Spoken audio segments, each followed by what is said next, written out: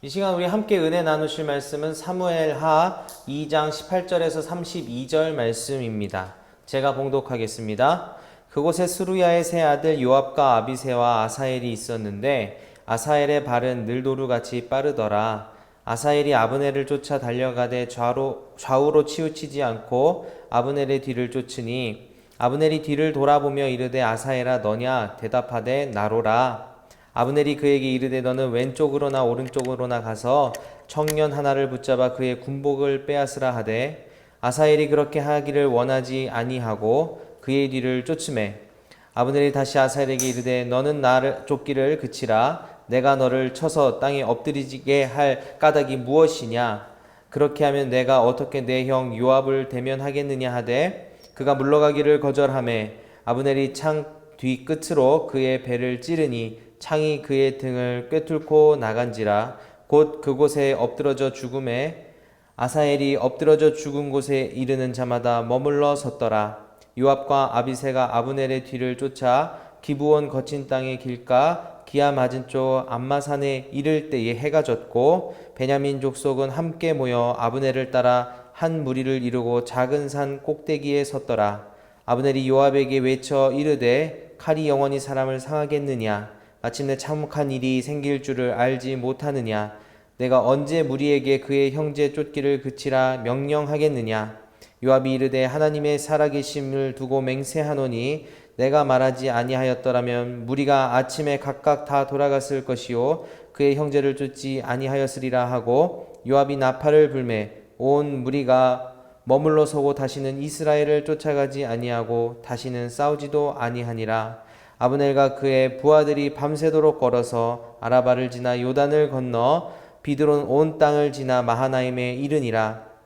요압이 아브넬 쫓기를 그치고 돌아와 무리를 다 모으니 다윗의 신복 중에 19명과 아사엘이 없어졌으나 다윗의 신복들이 베냐민과 아브넬에게 속한 자들을 쳐서 360명을 죽였더라. 무리가 아사엘을 들어 올려 베들레헴에 있는 그의 조상묘에 장사하고 요압과 그의 부하들이 밤새도록 걸어 헤브론에 이른 때에 날이 밝았더라. 아멘.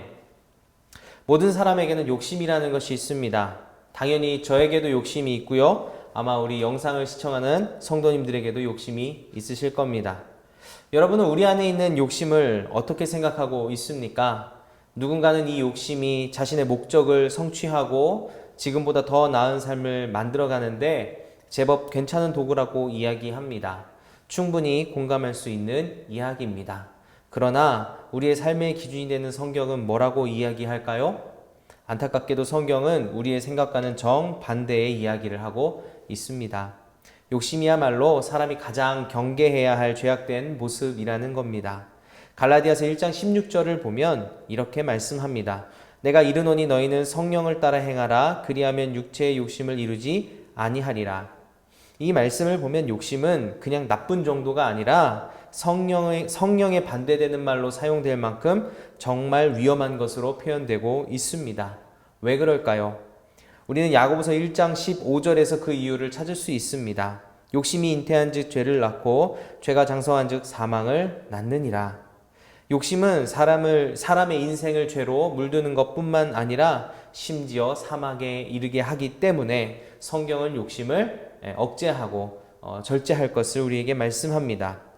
오늘 말씀을 보면 이 욕심 때문에 자신의 인생을 망치고 결국에 사망에 이르는 한 사람을 발견하게 됩니다.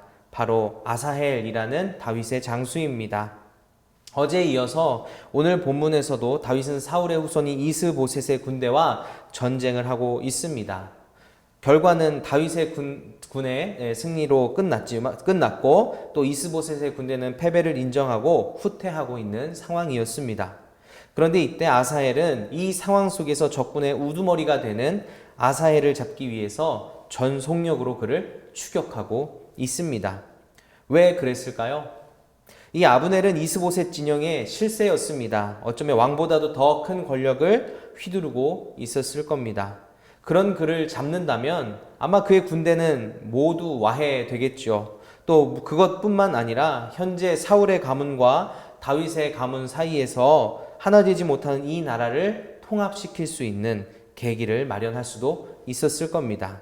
즉 역사의 길이 남을 엄청난 공을 세울 수 있는 상황이었다라는 겁니다. 아사엘이 욕심이 날까요? 안 날까요?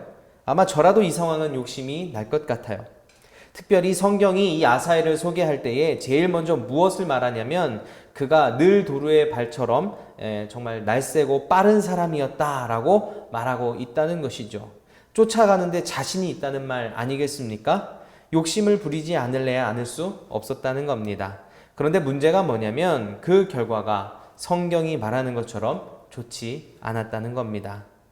그 욕심 때문에, 자신감 때문에 아사엘은 목숨을 잃고 맙니다.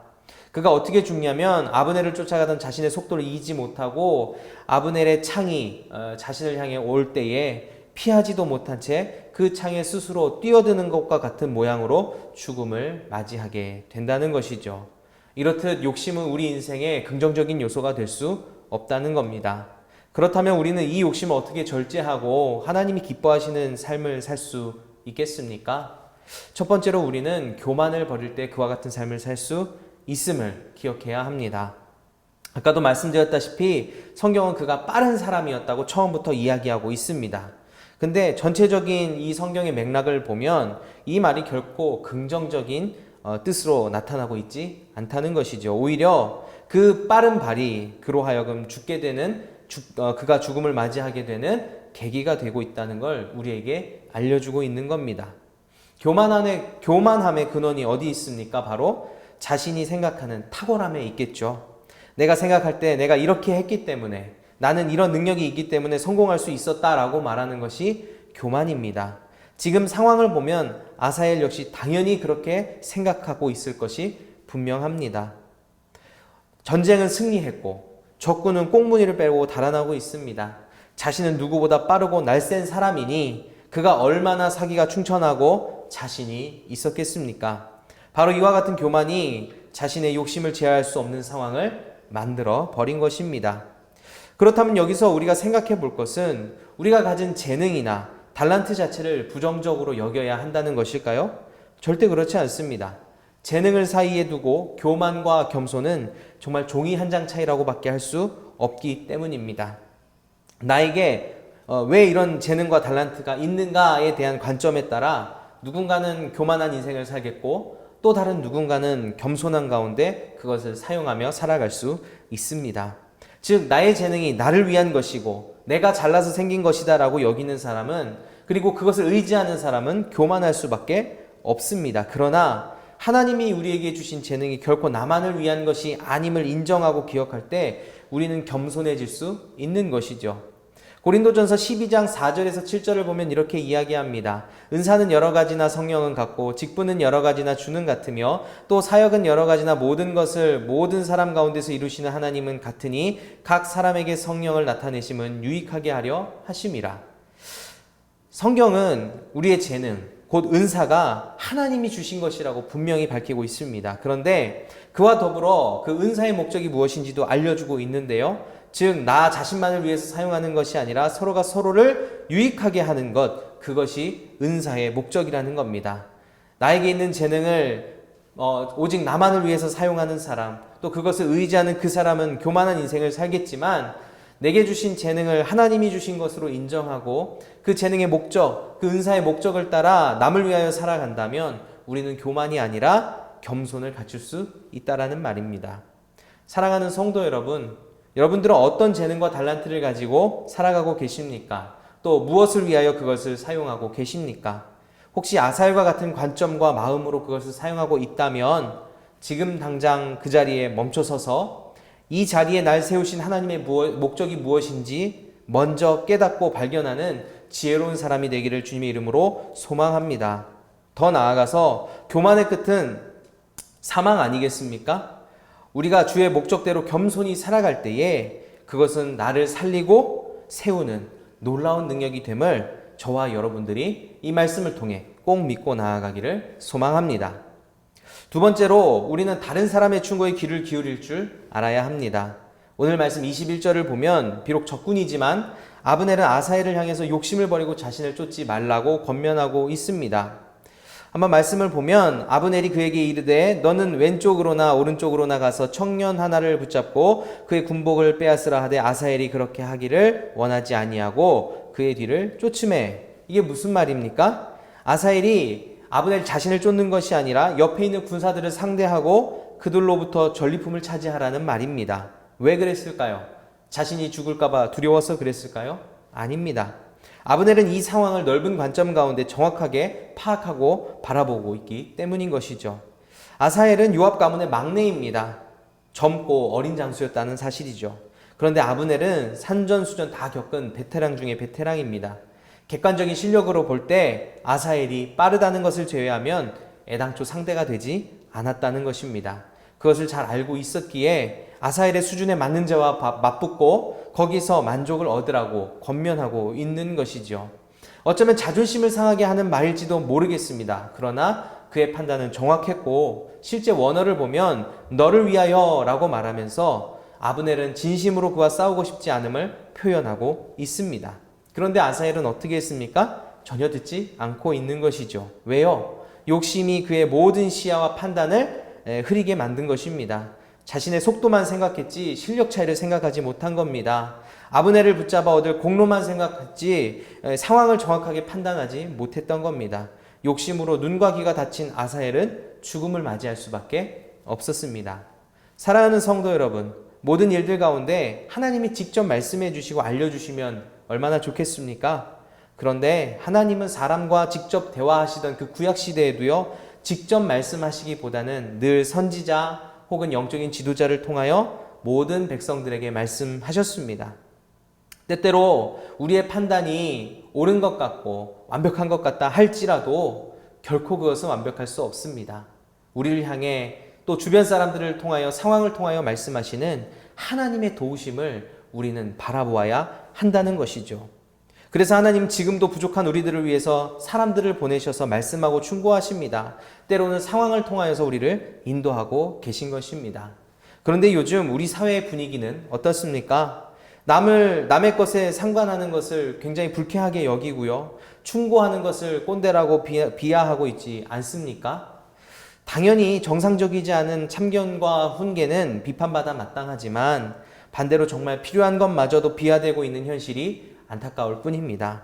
부디 우리 성도님들께서는 욕심과 교만으로 인해 눈과 귀를 닫는 자가 되지 않기를 소망합니다. 선한 것 또 필요한 것을 분별해낼 수 있는 지혜를 구하시고요. 또 주변 상황과 조언들 앞에서 자신이 선택해야 될 것이 무엇인지를 깨닫고 우리를 인도하시는 그 하나님의 뜻을 발견하는 저와 여러분이 되기를 주님의 이름으로 축원합니다. 말씀을 맺겠습니다. 누구에게나 욕심은 존재합니다. 그러나 그 욕심을 절제하지 못하면, 다스리지 못하면 결코 우리는 복된 삶을 살아갈 수 없습니다. 우리에게 주신 재능의 목적을 바로 알고 겸손함으로 살아갈 때, 또 내 주변과 환경을 통해 우리를 인도해 가시는 하나님 앞에 민감하게 반응할 때에 우리 삶은 참으로 복되고 귀한 삶이 될 것입니다.